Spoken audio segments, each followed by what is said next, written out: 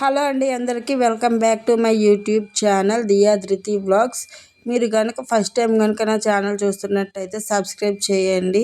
ఇంక ఇదైతే Sunday vlog. Night నేను చెప్పాను కదా, నైట్ టైం అయితే చికెన్ వండుకుంటాము. మేము పగలు వండుకోము, ఎగ్తోనే సరిపెట్టేసుకుంటామని.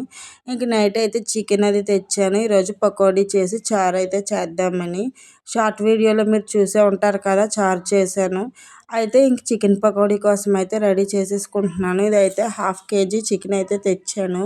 హాఫ్ కేజీ చికెన్లో అయితే మనం చికెన్ పకోడీకి ముందుగా ఉప్పు, కారం మరియు గరం మసాలా వేసుకోవాలి. తర్వాత చికెన్ మసాలా, మనం ఏమైనా ఇలాంటి ఫ్రై ఐటమ్స్ చేసినా, నాన్ వెజ్ చేసినా మంచి ఫ్లేవర్ కోసం అయితే కంపల్సరీగా ధనియాల పౌడర్ అయితే వాడండి. ఇంక మనం ఇంట్లో తయారు చేసుకుంటే ఓపిక లేక అయితే నేను అన్నీ కొనిసి తెచ్చేస్తాను. ఫుడ్ కలర్ అయితే వేసుకోండి. రెడ్ ఇదైతే పూర్తిగా ఆప్షనల్, మీ ఇష్టం. మీకు వేసుకోవాలనిపిస్తే వేసుకోండి, లేకపోతే లేదు. నేనైతే వేస్తాను కంపల్సరీగా. వెజ్లో నేనే వేస్తాను, నాన్ వెజ్లో నేనే వేస్తాను. ఇంట్లో తయారు చేసుకున్న అల్లం వెల్లుల్లి పేస్ట్ అయితే మంచి సువాసన మరియు టేస్ట్ అయితే వస్తాయి. నాకైతే షాప్లో దొరికే అల్లం వెల్లుల్లి పేస్ట్ నచ్చదు.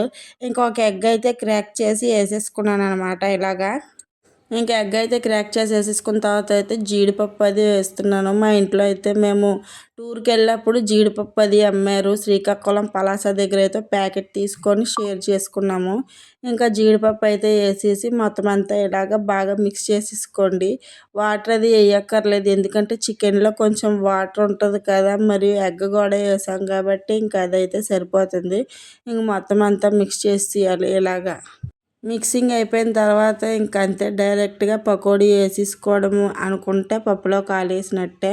మసాలాలన్నీ కలిపిన తర్వాత ఇంకా ఇందులో వేయాల్సిన మెయిన్ ఇంగ్రీడియంట్స్ అయితే రెండు ఉన్నాయి. ఆ రెండు ఏంటో ఇప్పుడు చూడండి. మీలో ఎంతమందికి చికెన్ పకోడీ అంటే ఇష్టమో నాకైతే కామెంట్ చేయండి. ఇంకా ఇందులోకి వేయాల్సిన మెయిన్ ఇంగ్రీడియంట్ ఏంటంటే శనగపిండి మరియు కార్న్‌ఫ్లోర్. ఇది చాలా ఇంపార్టెంట్ అనమాట. ఇది ఇంపార్టెంటు. ఇంకా 5 స్పూన్లు శనగపిండి, 4 స్పూన్లు కార్న్‌ఫ్లోర్ అయితే వేసి ఫుల్గా కలిపేసుకోవాలి. ఇప్పుడు ఫుల్గా కలిపేసుకున్న తర్వాత అయితే ఇంకా ఫ్రిడ్జ్లోని ఒక గంట సేపు అయితే పెట్టేసాను అనమాట. ఉదయం నుంచి ఫుల్ టైర్డ్గా అనిపించేసింది. ఇంకా నాకు ఇంట్లో పనులన్నీ చేసి సామాన్లు తోముకొని అయినా రాత్రి తినడానికి అయితే వండాలి కదా, అందుకని అలా లైట్గా ఓపిక తెచ్చుకొని అయితే చేస్తున్నాను అనమాట.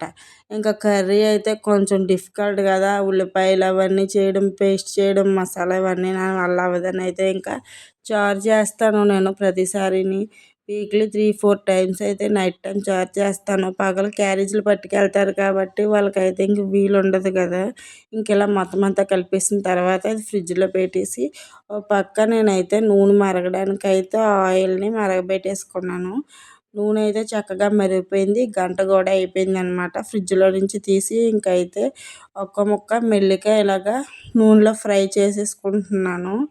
నేనైతే చేత్తో వేయట్లేదు, స్పూన్తో వేస్తున్నాను. ఎందుకంటే ఇంకా ఇక్కడ చెయ్యాలంటే అస్తమానం చేయి కడుక్కోవాలి. ఇంకా అది ఇష్టం లేక స్పూన్తో అయితే చేసేస్తున్నాను అనమాట. స్పూన్తో వేసినా కూడా బాగానే వస్తాయి, వేసే విధానం బట్టి. ఆయిల్ బాగా హీట్ అయ్యాకే వెయ్యాలి. నేనైతే కొంచెం మరక ముందే వేసేసాను అనమాట. అందుకని అయితే ఇలా బుడగలు అయితే వచ్చేసాయి. కొత్తిమీర, కరివేపాకు మరియు పచ్చిమిరపకాయలు కూడా ఫ్రై చేసుకుంటే చాలా బాగుంటుంది. కానీ ఇంకా కొత్తిమీర అయితే నేను తేలేదు. ఇంకా అవన్నీ ఎందుకని చెప్పేసి ఇంకైతే ఓన్లీ పకోడీ అయితే చేసేస్తున్నాను. మా ఆయనేమో మ్యాచ్ చూస్తున్నాడు, పిల్లలేమో టీవీ చూస్తున్నారనమాట. అంటే టీవీలోనే ముగ్గురు మ్యాచ్ చూస్తున్నారు, బొమ్మలు పెట్టుకున్నారు. వచ్చిన తర్వాత నిన్నైతే చెప్పాను కదా, షార్ట్ వీడియోలోని కప్ వచ్చింది మనకి T20కి అని. ఇంకా మ్యాచ్ అయితే దగ్గర 11 గంటల దాకా చూశానమాట. ఇంక ఇలాగ చికెన్ పీస్ అయితే ఫుల్గా మనం ఫ్రై చేసేసుకోవాలి.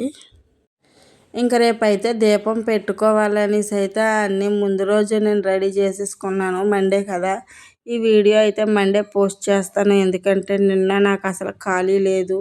మళ్ళీ నేను మండే పెట్టాననుకో అదేంటి మండే చికెన్ వండుకున్నారని అడుగుతారనమాట. ఇదైతే సండేదనమాట. ఇంకా బాగా ఇలాగైతే చేసుకోవాలి. నేను ఫ్రై చేస్తున్నాను కదండి, నా చేతిలోని ఉంది కదా సట్రంలాగా, అదైతే నేను మీషోలో ఆర్డర్ పెట్టాను.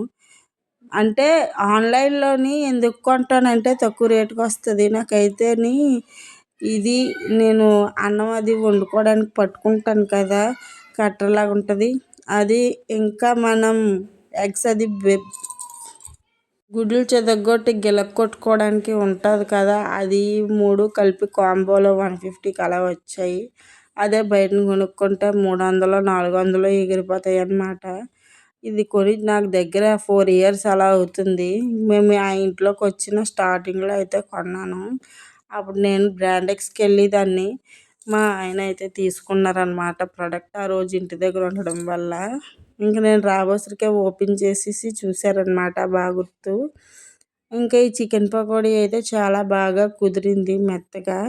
ఇంకా 1 ట్రిప్ అయిపోయింది కదా, ఇంకా సెకండ్ టైం అయితే వేసేస్తున్నాను. చేయి జారిపోయింది ముక్క. మా పిల్లలైతే ఉట్టి చారు వేసుకొని తినేసారు. మా చిన్నమ్మాయి అయితే అన్నం తినలేదు, ఇంకా బిస్కెట్లు అవి తిన్నది. వాళ్ళ డాడీ ఏమో స్నాక్స్ కింద తెచ్చిన కారపూస చెగోడీలు తినేయడం వల్ల అయితే తనకి నచ్చలేదు. ఇంకా ఇదిగోండి పకోడీ అయితే ఎలాగొచ్చిందో మీకైతే చూపిస్తున్నాను చూడండి. వేడిగా పొగలు అయితే వస్తున్నాయి కదా, చాలా బాగుంది టేస్ట్. చెయ్యి అయితే కాలిపోయింది వేడి వేడి మీద, మీకు చూపించడానికి అనేసి అయితే ఓపెన్ చేశాను.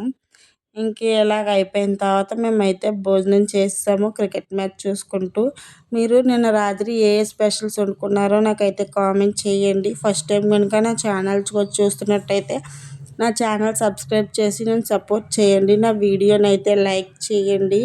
వ్యూస్ వస్తున్నాయి కానీ సబ్స్క్రైబర్స్ రావట్లేదండి. ప్లీజ్ నా ఛానల్ని అయితే సబ్స్క్రైబ్ చేసి నాకు సపోర్ట్ చేయండి.